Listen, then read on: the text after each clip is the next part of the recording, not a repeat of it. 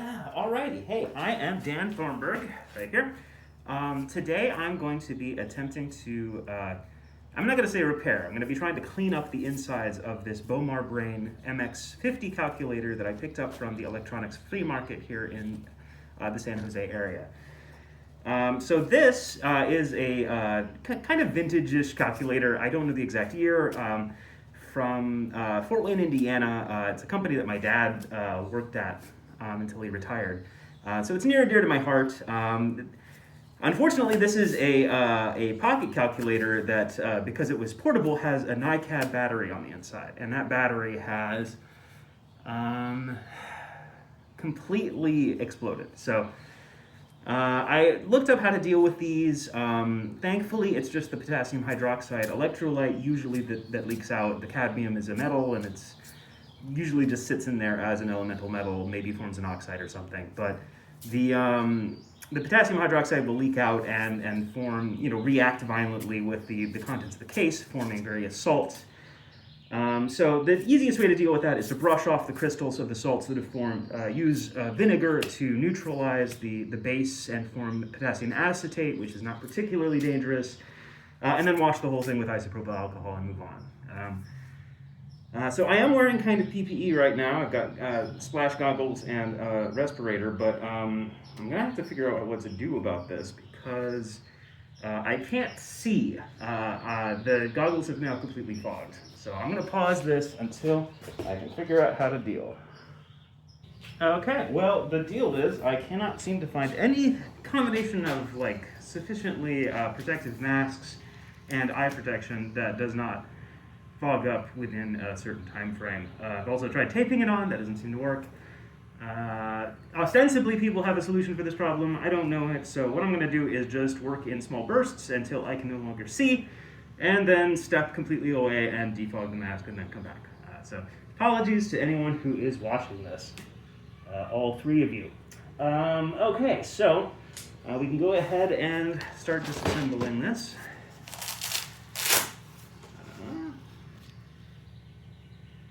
This is the wrong kit. So, okay, cool. Now I have the correct screwdriver set. So, going on.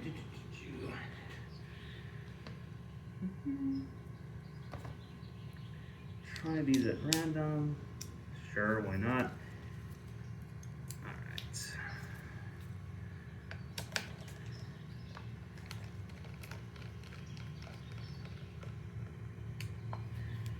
Gonna get something to hold these.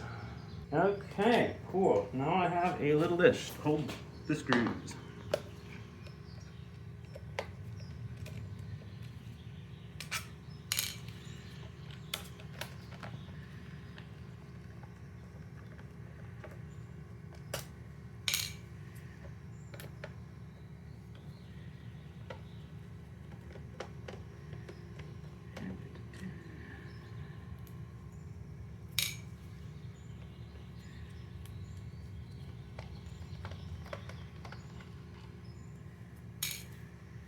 Okay, I think there's the four. So you can set this aside.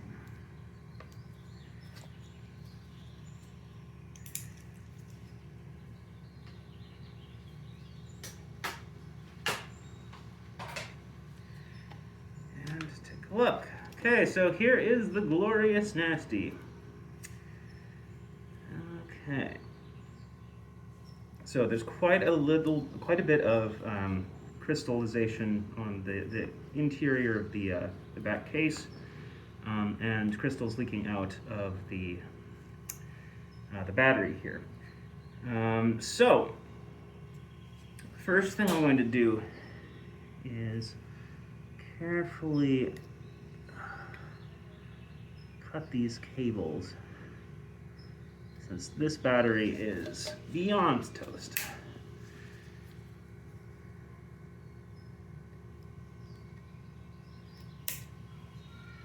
Okay, so now this battery is no longer connected to board, but thankfully we can also see.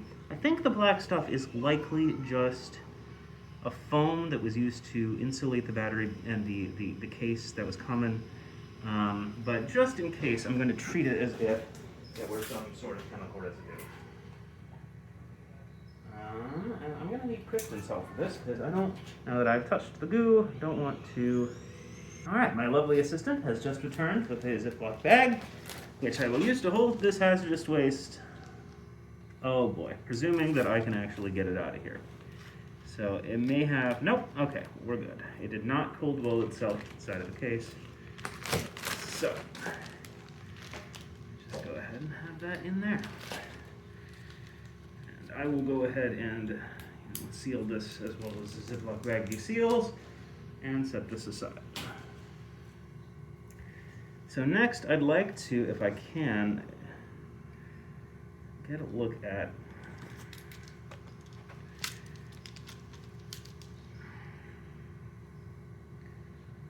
what's under here. Oh, interesting. Looks like it's soldered on pretty well.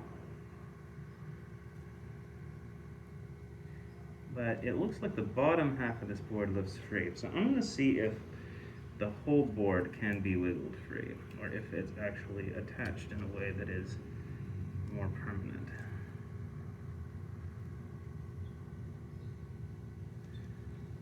Because it doesn't look.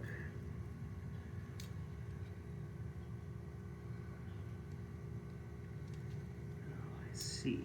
Something is going to need to connect this front switch and to this pad with all these buttons. And I can't directly see what that is.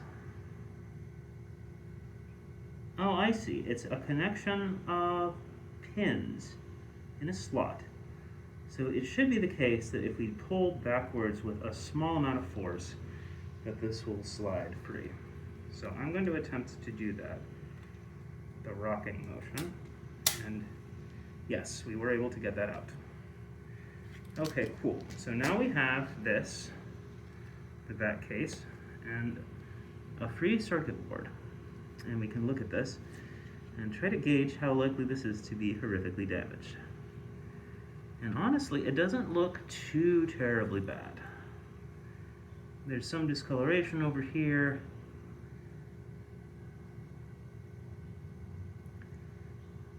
Looks like this might clean up. One thing I can do is run connectivity traces or tests between the various points of this, and I will go through and scrub this as well as I can without damaging any of these through-hole components on here. So yeah. Okay, I've gotten this apart, and this just slots down. Are any of these pins bent? No, they all look good. Okay, cool. So, next up, what I'll be doing is trying to scrub out any detritus that I can onto this guy. I've got a little bowl here, and I'll be just trying to get as much of the surface I guess I'll say crud, which this should be various potassium salts and crystals of the like with whatever the plastics have that might react to a strong base of potassium. Try to get as much of that crap off of there before I use a liquid on this. Okay. This guy. And I'm also going to, because of the presence of cadmium, or just a strong base in general, be taking all of the stuff down to a household hazardous waste facility.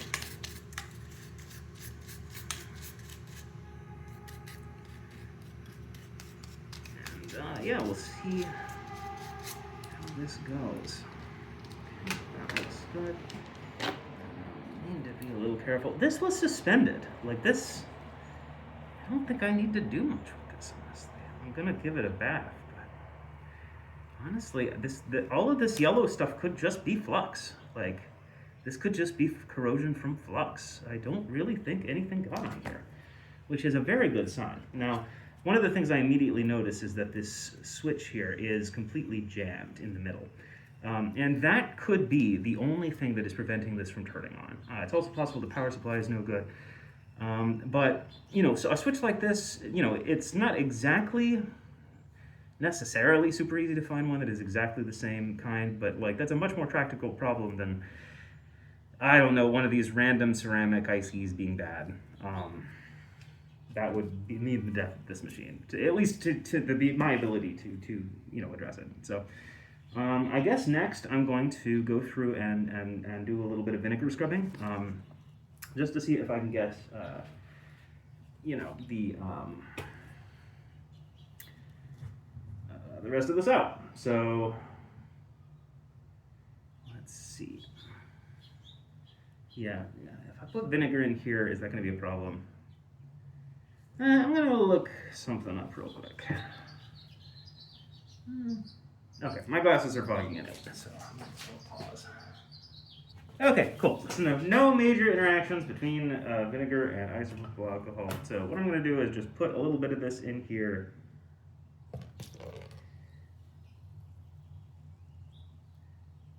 Okay, and interesting, it's bubbling, which means that some of this was, there was still some base in here, which is interesting. Okay, so what that means is, yeah, I really do need to clean this out with vinegar to make sure all of the bases present are neutralized.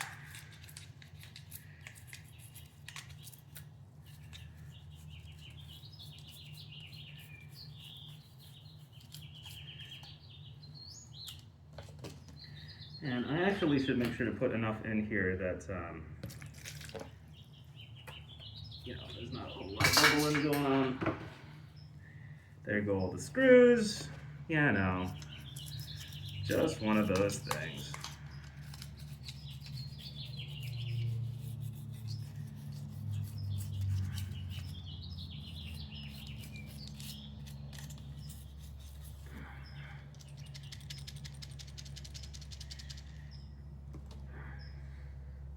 Yeah, almost no bubbling on that.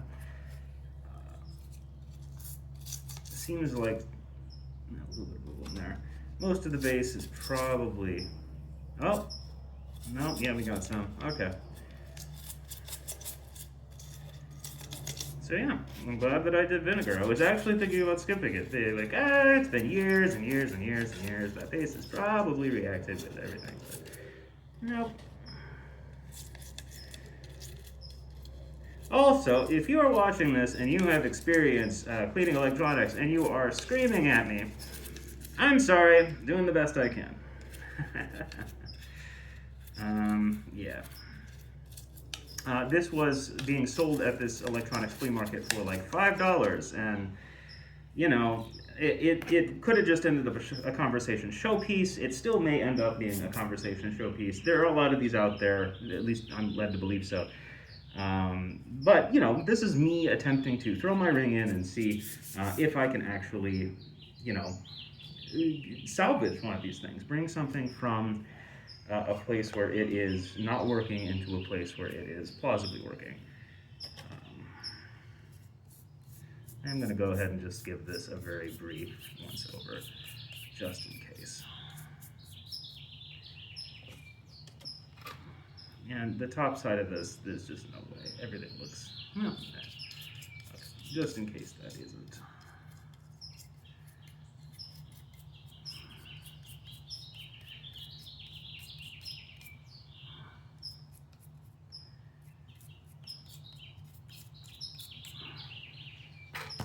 Okay, cool. So now I'm going to figure out what to do next. I could leave this to dry, but I think it'd be better to go ahead and treat this as a water displacement problem. So what I'm going to do is I'm going to wash everything in isopropyl, best as I'm able. I'm going to start with this brush. so that I can use the brush to, apply isopropyl to clean things off. And I'm gonna just give things a good wash in isopropyl into here to hopefully displace some of this vinegar.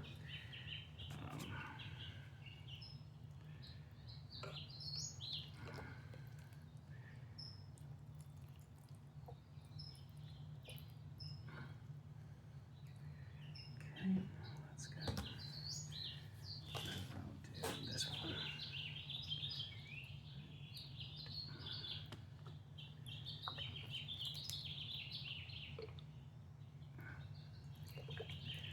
Okay.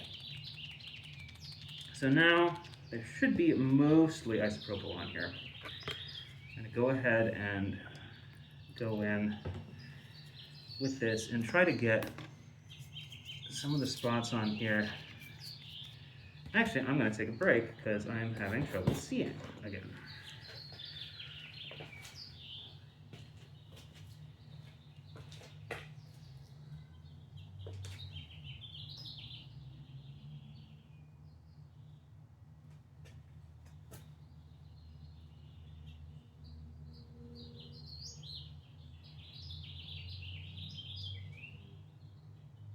Okay. There's just a lot of condensation on the inside of these glasses, but I can once again see, so all good on that front. Let's go. Let's see if we can get some of whatever this is off. Yeah, that's actually coming off with very little pressure.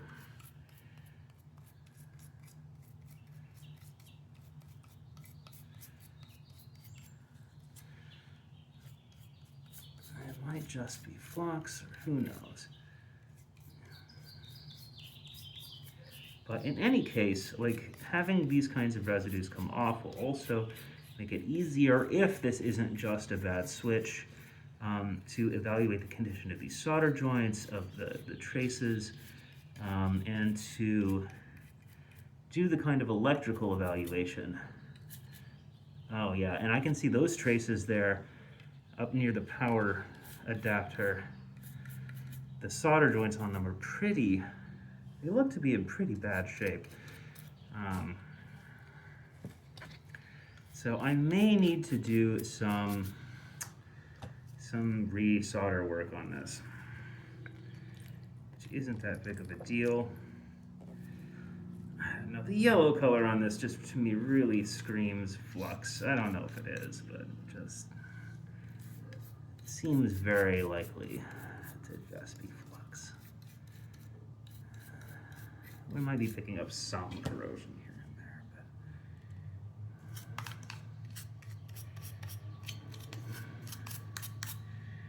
But okay, cool. So I think that's pretty much good. I think the next steps for this are just to let it dry. And interestingly, I'm not exactly sure what to do with this. This is a liquid that I'm going to go ahead and call now not super great. So we'll probably want to collect this in some kind of vessel. But from now, I'm going to just step back from this, let things dry, and figure out what my immediate next steps are going to be.